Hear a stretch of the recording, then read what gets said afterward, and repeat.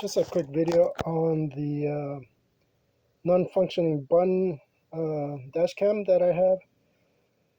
So the seller is pretty good. He said just send it all the way back to China and they'll refund my money. But as you know, sending back to China, it's gonna take forever. So I want to see if I could open it and just kind of see if I can fix that button, which is on the other side. But in order to open it, they seem like they're sealed. But what I did, I used the knife on the edge here and just twisted it. And guess what? It opens up just like that.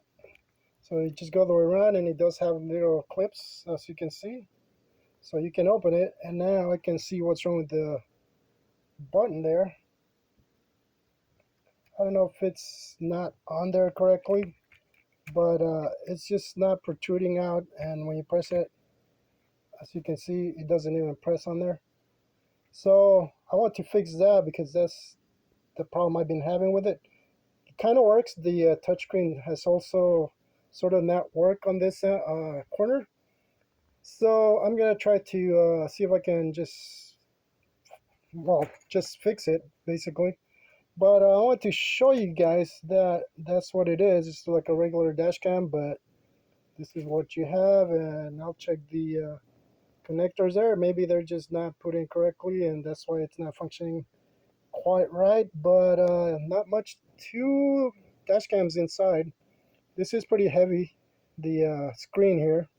So you just gotta be gentle with it, and the knife did it, and I didn't scratch anything or whatnot. But yeah, that's the battery they use, 500 milliamps.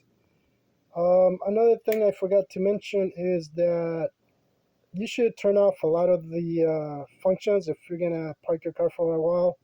For example, the parking and the streaming I think is just for showing you the reverse camera, but turn all that off if you want to save the car battery. If not, it'll drain your battery. So that's something I've been learning, and just turn everything off that you don't need, and you should be okay if it's a car that you don't use every day.